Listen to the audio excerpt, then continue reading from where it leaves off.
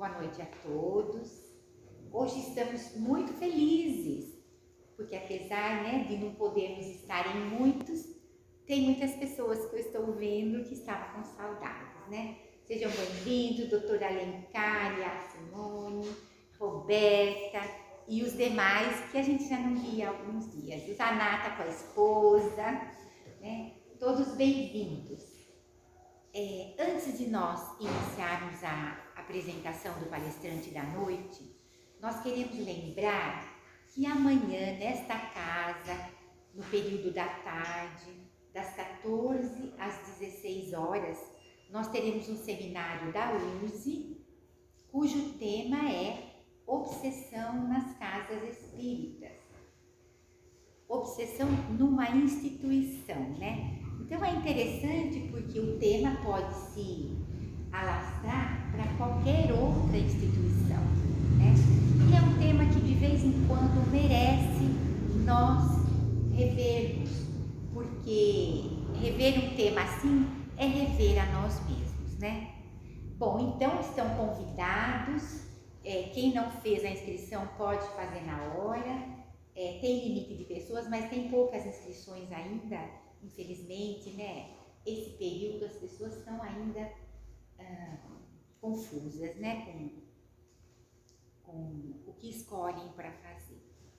Mas não tem problema, porque ele vai ser transmitido também pela internet, então nós sabemos que quantos tiverem vontade de aprender vão poder estar aprendendo. Na noite de hoje, então, nós temos o Sr. Manuel, com o tema Jesus no Lar. Ele é o presidente desta casa e nós agora vamos nos preparar para recebê-lo aqui nesse púlpito e que ele seja muito abençoado. Para esse momento, então, nós vamos cantar o hino da casa, hoje acompanhado de um violão, não tem como desafinar, E eu vou pedir também que todos aqueles que estão em casa e que são aqui do Fora da Caridade, que conhecem a música, podem cantar nas suas casas também. Pode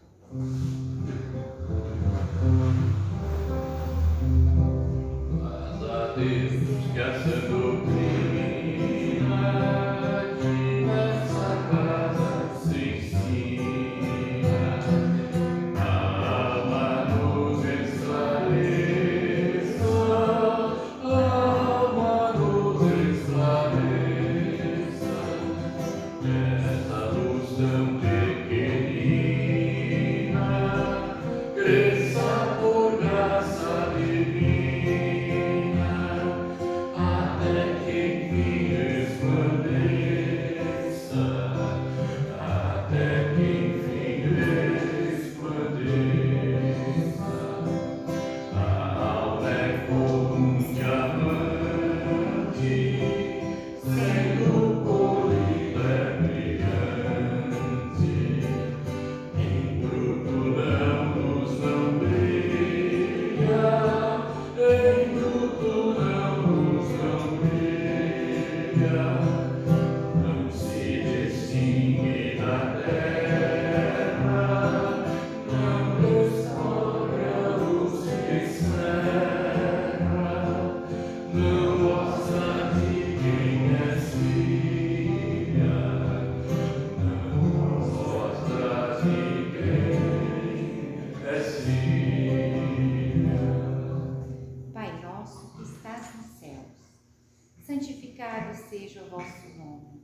Venha a nós o vosso reino. Seja feita a vossa vontade, assim na terra como nos céus.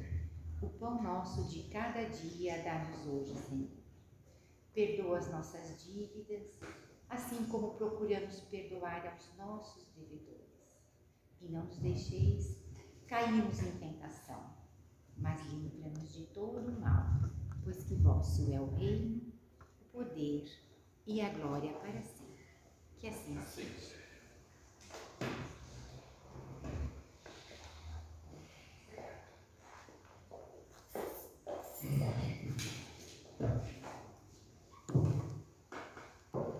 Queridos irmãos, amigos de sempre, uma boa noite.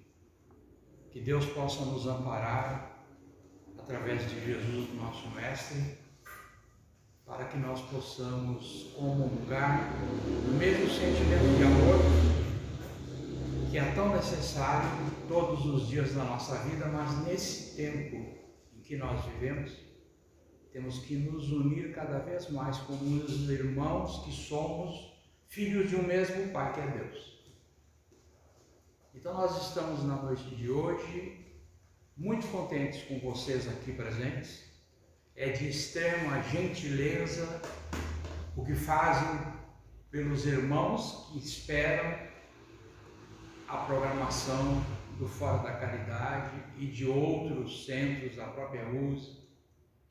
É muito gratificante a presença de vocês e é muito gratificante a presença dos nossos irmãos desencarnados. Muitos vêm aqui para conhecer a doutrina espírita pela primeira vez, para entender, compreender, aceitar. Não é fácil. Tomar conta da reencarnação, por exemplo, que é um dos pilares da doutrina espírita, e entender a lei de causa e efeito em função disso, precisa ter amor no coração, porque é realmente complexa do ponto de vista de realização, mas muito gratificante do ponto de vista de conhecimentos. Na noite de hoje, eu vou contar uma história de um menininho, não dessa época, que da época em que eu também era menininho. Esse menino era daqueles meninos do passado, arteiros, né? Espertos, né? Fazedores de mágica, né? Faziam vidros inteiros desaparecerem sobre os cacos, né?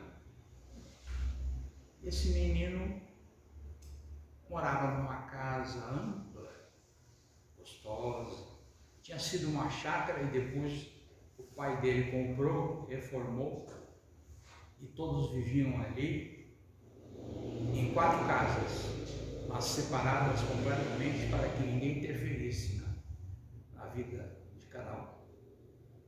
Esse menino ficava brincando na rua, ia para a escola de manhã, quando voltava tirava a roupa numa velocidade, punha os shorts, pegava aquela que eles chamam de gorduchinha e ia quebrar a canela na rua, porque naquele tempo não tinha problema de trânsito.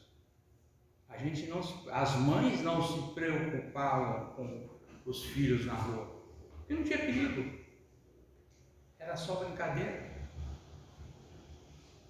E naquele sol, pleno março, de fevereiro, que são as épocas de maior calor, e ele ficava no sol com os amigos, chutando a gorduchinha, e era gol, outra vez era o taco, outra vez era a bolinha de gude.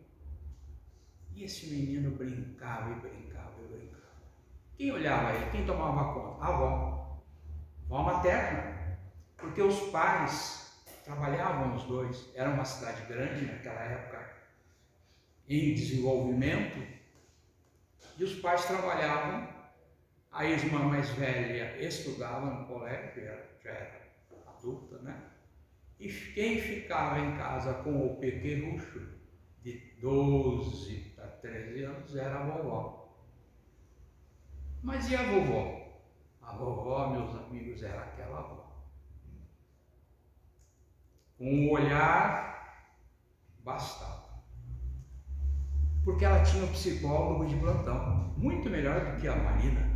Muitas vezes podia produzir efeito imediato o psicólogo de plantão. Ele tinha 2 mísseis, ela não errava com Zariga. Não errava. Uma vez, uma baratinha se atreveu a entrar no lugar onde ela estava costurando. Ela costurava naquelas máquinas de pedal antigas. Quem é da época lembra. Se atreveu a baratinha, Marina, de entrar no perímetro dela. Ela ergueu a cabeça solenemente, passou a mão num míssil do psicólogo de plantão e jogou. Foi em cima. A baratinha ficou de perninhas para cima, deu uma chacoalhadinha e desencarnou. Baratinha não tinha mais na casa da dona Cecília.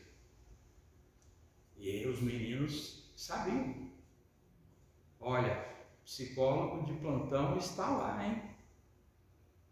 Um dia, o sol quente, a meninada de short só, brincando na rua. Ela olha com o seu olhar de vó e diz: esse sol está muito quente. Menino, chamou ele, chamou ela ao menino, vem para dentro que o sol está quente.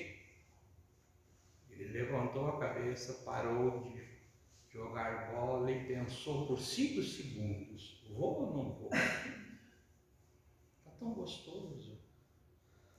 Está tão maravilhoso esse jogo, esse nosso jogo. Vou ou não vou? Melhor eu ir, tem psicólogo de plantão. Não dá.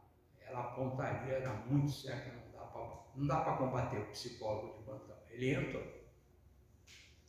entrou com aquele coisa assim: o que eu vou fazer, né? Agora eu estou em casa, dentro de casa, o que eu vou fazer? Eu acho que eu vou fazer um suco. Tinha uma moreira grande, bonita, que ele subia correndo nela. Pegava as amoras e pegava o liquidificador e fazia um suco geladinho, naquele calorão que estava de quase 40. Depois de encher a barriga com o suco, falou: o que eu vou fazer? Não sei. Vó, o que eu posso fazer? Ela olhou para ele, tirou os olhos da costura, olhou para ele e falou: em cima da minha cama tem um livro que eu estou lendo. Leia. Ele foi na cama da avó, era um livro desse tamanho e alto assim. Ele falou: isso aí eu vou ler. Chamava A Vida no Planeta Marte, pelo médico Maes, do Paraná, e pelo espírito de um grande, vamos dizer assim, de um grande espírito que passou por aqui. E vocês vão lembrar dele até o final para me dizer quem é.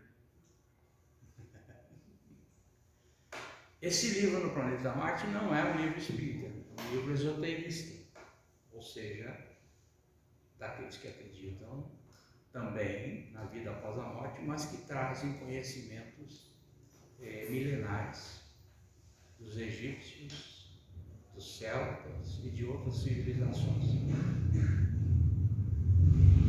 Ele viu assim, porque tinha figura também, ele foi olhando, leu um pedaço, se interessou, foi lendo. Quando ele viu, ele tinha lido o livro inteiro.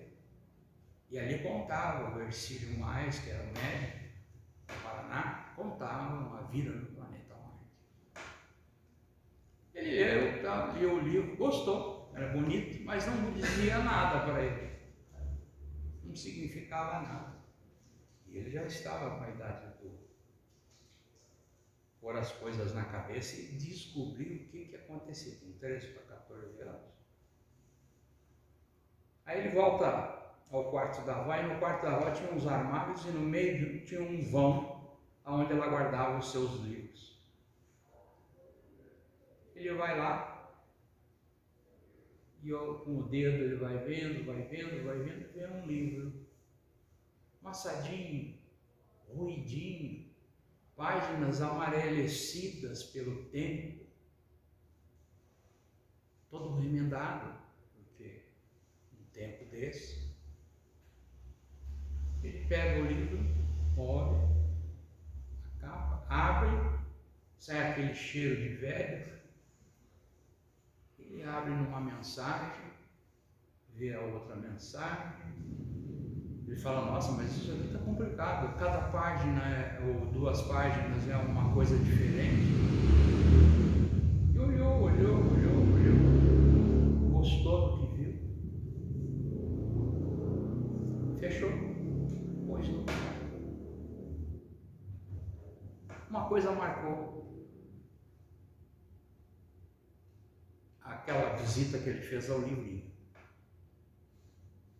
Era que numa das mensagens que ele abriu estava escrito, um dos parágrafos dizia assim: amai o vosso irmão. Ele pensou, não tenho irmão, tenho irmão. Será que é preciso amar ele? Não gostava de competir com a irmã, ele era 9 anos mais novo, era o raspo de tacho. E ele só aprontava com a irmã mais velha, né? Mexia nas bonecas dela que ela tinha, do passado, que ela guardava com tanto carinho, porque representava muito. Mexia no badulaque dela, nas coisas que ela tinha. Fazia armadilha para pegar ela, cordão, coisa, era assim, era a concorrência. Ele queria eliminar a concorrência, porque mãe e pai só vinham em casa para almoçar, naquele tempo dava para almoçar e jantar. E ele resolve perguntar para o pai dele o que significava amar o irmão. O pai dele não respondeu nada. Foi lá no armário que ele tinha no quarto, pegou um livro, grosso assim, e deu para ele. Leia que você vai descobrir. Ele começou a ler, mas era um livro chato. Tinha umas perguntas, umas respostas que ele não entendia. E ele viu lá respostas que lhe deixaram de queixo caído.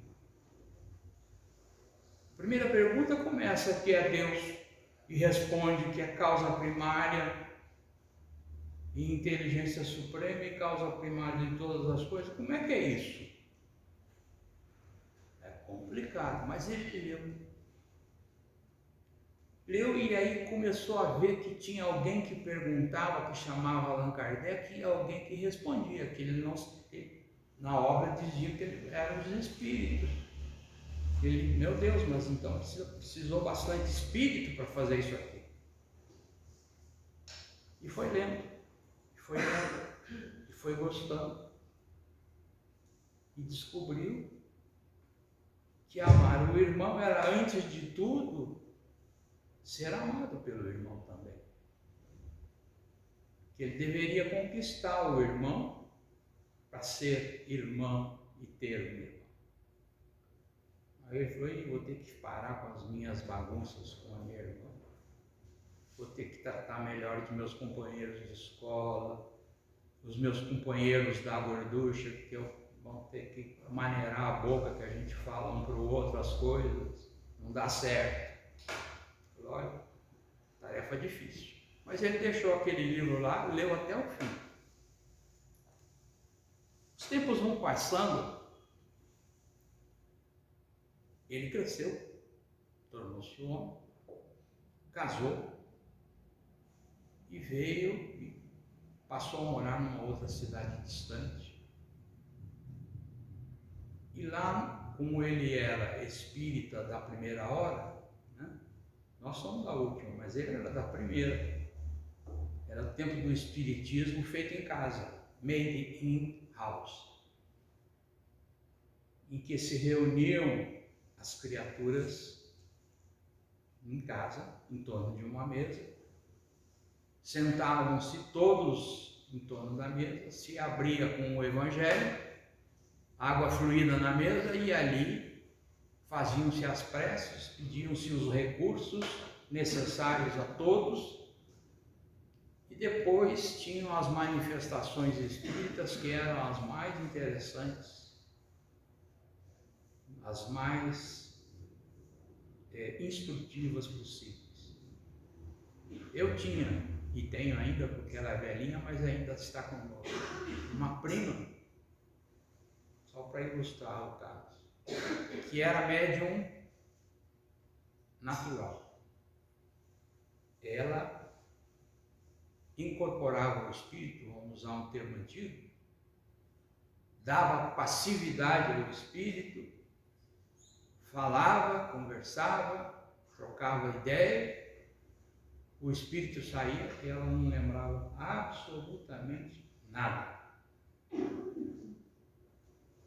E meu pai, minha mãe já eram espíritas, faziam o evangelho no lar e faziam também os trabalhos mediúnicos no lar. E essa minha prima participava. Era muito interessante porque quando minha mãe faleceu, eu tinha 18 anos e ela tinha 47. Quando ela faleceu, no velório, durante a noite, naquele tempo a gente fica a noite inteira velando o morto, nós estávamos conversando e ela de repente incorpora quem? A minha mãe. Com a voz pastosa, ela pede ao meu pai que tivesse muito cuidado comigo, porque eu já tinha 18 para 19 anos e precisava chegar mais perto de mim na questão de orientação, porque ela é que fazia isso, meu pai trabalhava ainda, e eu precisava de uns puxões de orelha. E conversou e partiu o espírito. A mesma coisa com meu pai. Meu pai estava também no velório, e é interessante porque quem duvida nessas horas não tem o que duvidar. Né? Meu pai incorpora também nela, e com a voz pastosa, ele estava com a mão assim. Meu pai não gostava de andar com a mão descruzada, nunca, e nem dormir com a mão cruzada. Tinha que ser descruzada. O que ele pede? Minha prima não sabia, ela morava lá, os cafundós ajudam, desculpe a expressão, mas eu não sabia nada daquilo. Descruza a minha mão. E aí minha irmã foi lá e fez o que ele queria. E ele disse: estou com o papai e mamãe aqui. Vou partir em breve. Só vim dizer um adeus, que não vai ser para sempre. E até breve. E ela aí desincorporou. E foi muito interessante, porque ele relatou também a minha presença à noite no velório. Ele disse: o fulano esteve aqui comigo para me dar um abraço. Eu não pude ir ao enterro do meu pai, porque a minha esposa estava grávida com risco de perder a criança. E era março, não, era fevereiro, não tinha ninguém em Piracicaba. Ninguém que pudesse ficar com ela. Ou eu punha ela no hospital e deixava ela lá, ou eu deixava ela em casa. Ela ia ficar de repouso, era do Rafael. Então eu tive que ficar em casa mesmo, cuidando dela. E ali eu fiquei. E essa nossa irmã, essa minha prima, até hoje, ela é velhinha, mas ela ainda recebe os espíritos de maneira natural, sem se lembrar uma vírgula do que aconteceu. Ela, quando volta, fala: o que vocês estão me olhando? O que eu estou fazendo? O que eu fiz? Você fez alguma bobagem? Ela pergunta: não, vai tudo bem, tudo bem.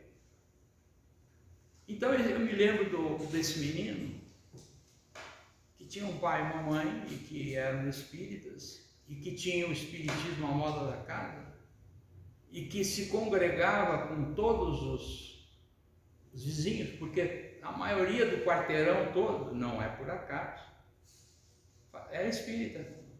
E nós tínhamos trabalho todas as noites em cada casa. Quem queria estudar o Evangelho ia lá na minha casa, quem gostava de livros dos espíritos era com a casa da senhora lá, e assim ia. E tinha uma lá que era geralzona, com preces, água fluida e vibração para os doentes. E eu ia muito nessa daí, eu gostava de ir nessa daí. Tinha os bancos e tinha a mesa, já era adiantado, porque o comum era em volta de uma mesa só.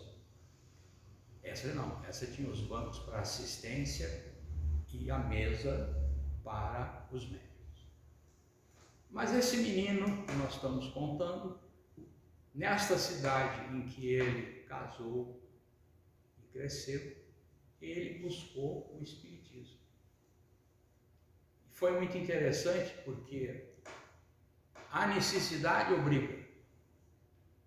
Não é? Aquela história de quem não for pelo amor vai pela dor é muito presente na doutrina espírita.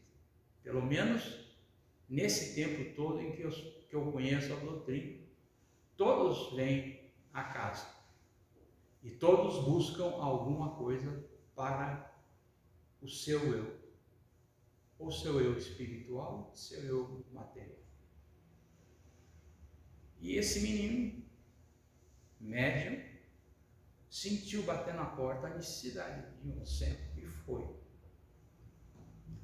E nesse centro, lhe convidaram um dia para fazer uma palestra. E ele falou: meu Deus do céu, palestra eu nunca fiz. Como é que eu vou fazer? E lembrou do livrinho. Nossa, eu precisava do livrinho.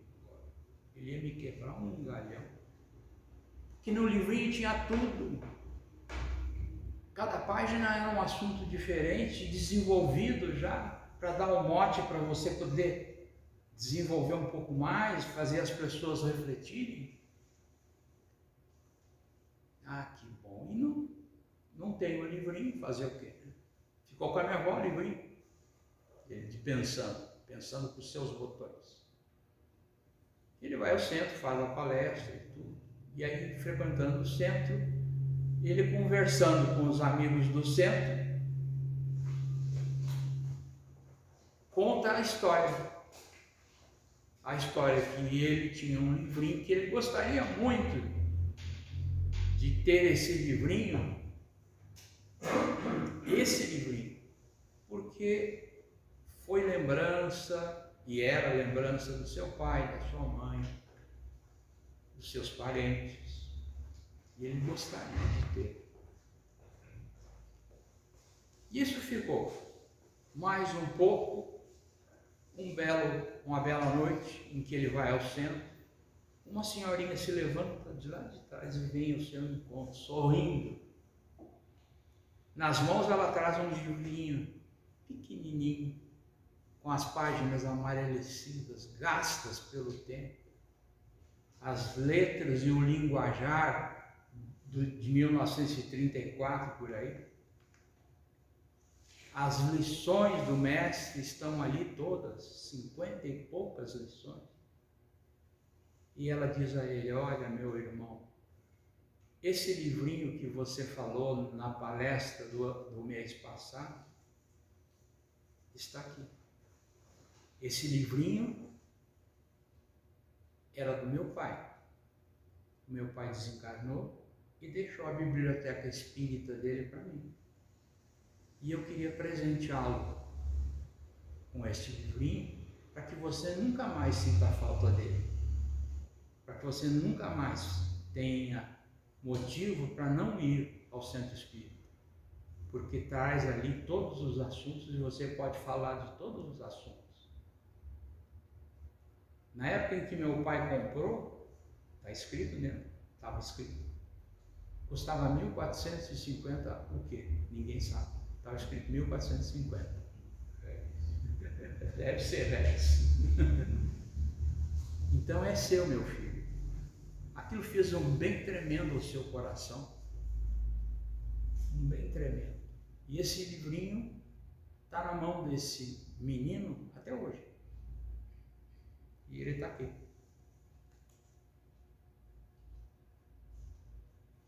Ele chama Jesus no Lar.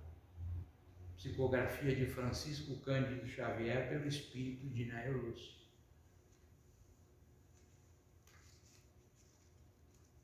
Ainda impresso pela FEB, Federação Espírita Brasileira, é a 4ª edição. E a federação estava na Rua Figueira do Meio, na sede antiga, mais antiga que tem. E nós temos um prefácio do Emmanuel sobre o livro. E diz assim: Jesus no lar. Para a generalidade dos estudiosos, o Cristo permanece tão somente situado na história modificando o curso dos acontecimentos políticos do mundo. Para a maioria dos teólogos, é simples objeto de estudo nas letras sagradas. Para os filósofos, é o centro de polêmicas infindáveis.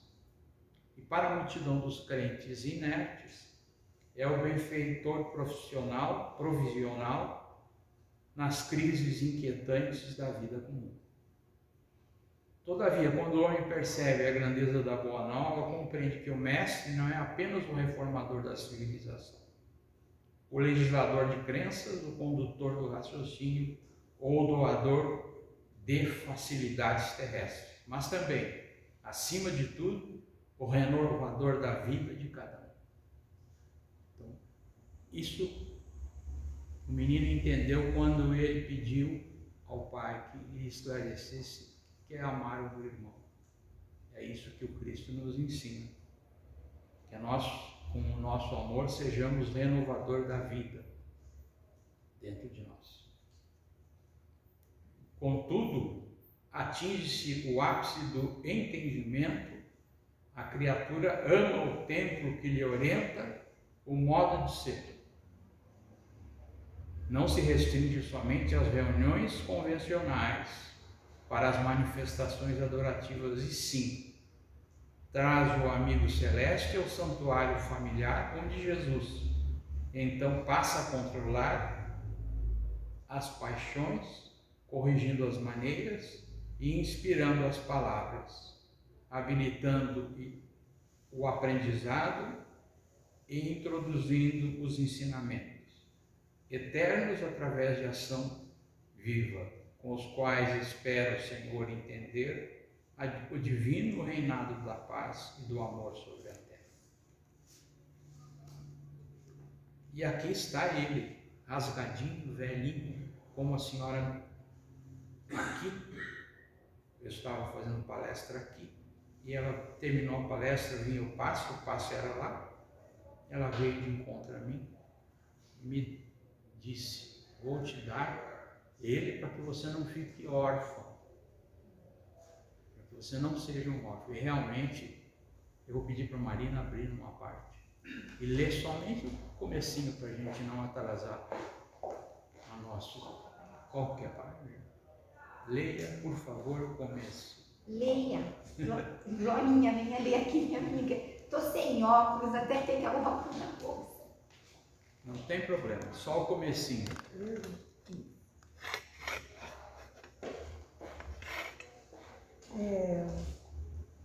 O revolucionário sincero. No curso das elucidações domésticas, Judas conversava entusiástico sobre as anomalias na governança do povo e, exaltado, dizia das possibilidades de revolução em Jerusalém, quando o Senhor comentou, muito calmo: um rei antigo era considerado cruel pelo povo de sua pátria, a tal ponto que o principal dos profetas do reino foi convidado a chefiar uma rebelião de grande alcance, que o arrancasse do trono. O profeta não acreditou de início nas denúncias populares, mas a multidão insistia. O rei era duro de coração, era mau senhor, perseguia, usurpava e flagelava os vassalos em todas as direções. Clamava-se desarbitradamente. Foi assim que o condutor, de boa fé, se inflamou igualmente e aceitou a ideia de uma revolução por único remédio natural, e por isso articulou-se em silêncio com algumas centenas de companheiros decididos e corajosos. Na véspera do cometimento, contudo, como possuía segura confiança em Deus, subiu ao topo de um monte e rogou assistência divina com tamanho fervor que o anjo das alturas lhe foi enviado para a confabulação de espírito a espírito. À frente do emissário sublime, o profeta acusou o soberano, asseverando quanto sabia de oitiva e suplicando a aprovação celeste ao plano de revolta renovadora. O mensageiro anotou-lhe a sinceridade, escutou com paciência e esclareceu: em nome do Supremo Senhor, o projeto ficará aprovado com uma condição: conviverás com o rei durante 100 dias consecutivos em seu próprio palácio, na posição de servo humilde e fiel. E findo esse tempo, se a tua consciência perseverar no mesmo propósito, então lhe destruirás o trono, com o nosso apoio. O chefe honesto aceitou a proposta e cumpriu a determinação. Simples e sincero, dirigiu-se à casa real, onde sempre havia acesso aos trabalhos da limpeza, e situou-se na função de apagado servidor. No entanto, tão logo se colocou a serviço do monarca, reparou que ele nunca dispunha de tempo para as menores obrigações alusivas ao gosto de viver.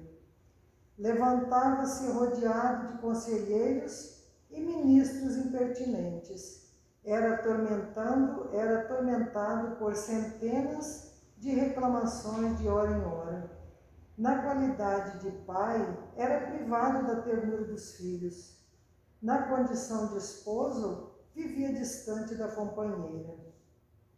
Além disso, era obrigado frequentemente a perder o equilíbrio da saúde física em vista de banquetes e cerimônias excessivamente repetidos, nos quais era compelido a ouvir toda a sorte de mentiras da boca de súditos bajuladores e ingratos. Nunca dormia nem se alimentava em horas certas, e onde estivesse era constrangido a vigiar as próprias palavras, sendo vedada ao seu espírito qualquer expressão mais demorada de vida que não fosse o artifício a sufocar-lhe o coração. O orientador da massa popular reconheceu que o imperante mais se assemelhava a um escravo, duramente condenado a servir sem repouso, em plena solidão espiritual, porquanto o rei não gozava nem mesmo a facilidade de cultivar a comunhão com Deus por intermédio da prece comum. Findo o prazo estabelecido, o profeta, radicalmente transformado, regressou ao monte para atender o compromisso assumido, e notando que o anjo lhe aparecia no curso das orações, implorou-lhe misericórdia para o rei, de quem ele agora se compadecia sinceramente. Em seguida, congregou o povo e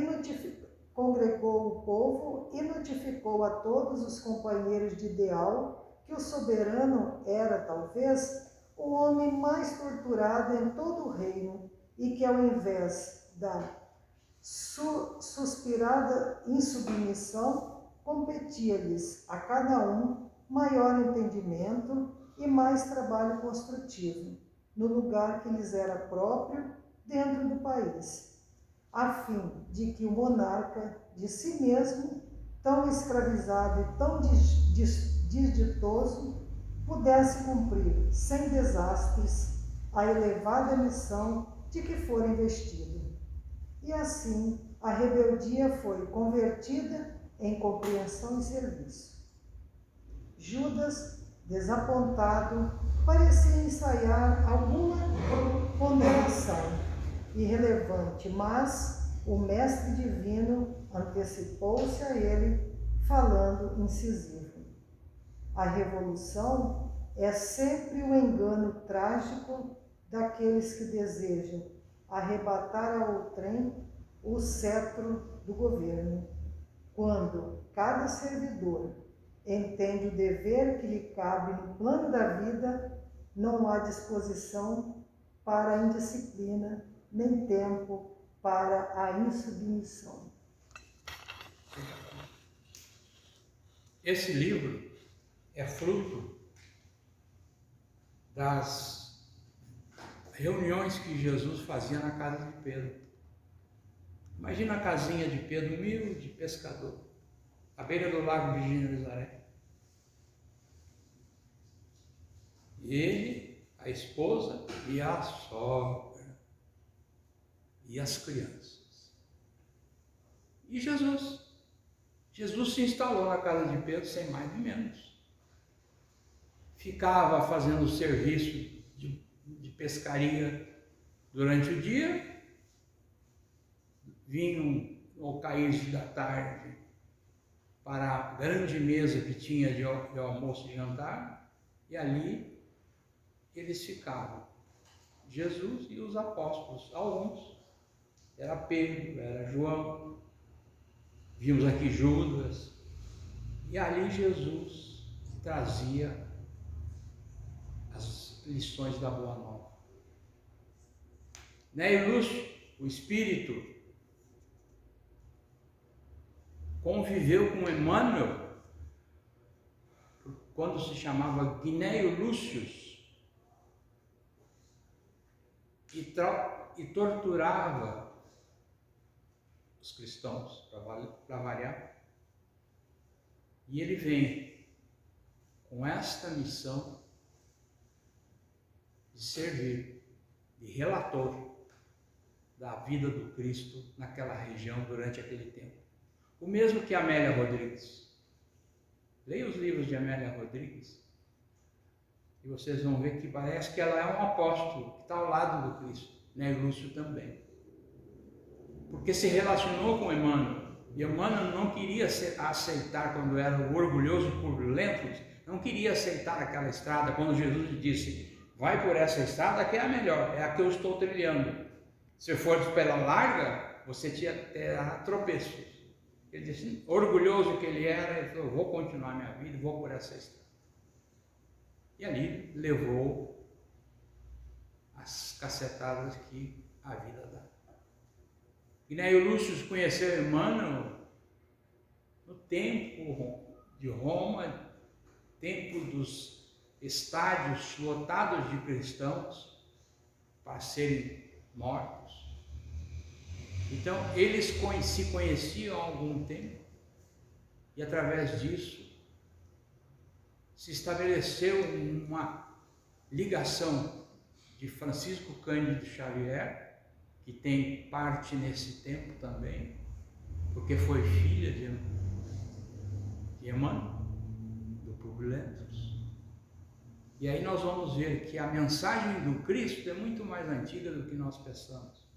E a nós ele pede, sejais firme no conhecimento da Boa Nova, porque eu vou preparar o reino dos céus, para que depois vocês me ensinem. E é essa noite que eu quero abraçar a todos vocês,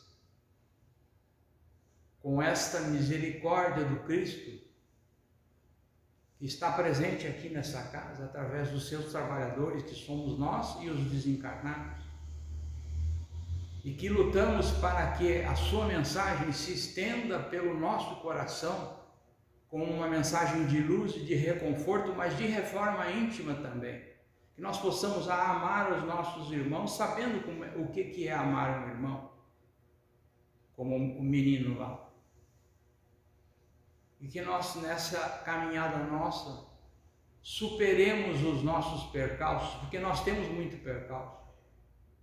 Nós temos aqueles irmãos que nos acompanham há séculos, em grupos, que fazem parte da nossa família espiritual, e nós achamos que queremos nos livrar deles. Não, vamos amá-los, vamos perdoá-los, vamos carregá-los no colo se for preciso. Se ele nos bater, nós agradecemos e perguntamos: isso foi para mim, mas e para Cristo? O que você tem? Como disse aquele homem que estava construindo o centro espírita e tinha um centro para construir, para fazer para toda aquela gente. E ele saía pedindo pelo bairro, e certa feita uma mulher abriu a porta e cusparou no seu rosto. Ele levou a mão e disse: esse é para mim. A senhora tem alguma coisa agora para Jesus? Então, nós temos alguma coisa para Jesus? Vamos pensar bem nisso. Que Deus, na sua infinita misericórdia, no seu infinito amor, possa nessa noite nos brindar com a paz que traz nos nossos corações a luz do entendimento da sua mensagem, a humildade no seu coração, a sua lição de amor em relação aos irmãos, e que nós possamos estar no nosso lar durante a noite, se formos desdobrados, cooperando com as equipes que necessitam frente a esta tragédia, entre aspas, porque não é nada da tragédia, é exatamente o progresso dos espíritos se fazendo, que nós possamos entendê-la como o menino entendeu, naquela vez em que ele não pôde jogar bola, porque chovia muito, ele estava doente da garganta, e a vozinha, carinhosamente, lhe preparou um chá, e lhe pôs em volta do pescoço um pano embebido em álcool, para que ele sarasse da dor de garganta. Ele entendeu que ali estava o caminho, o único, exclusivo,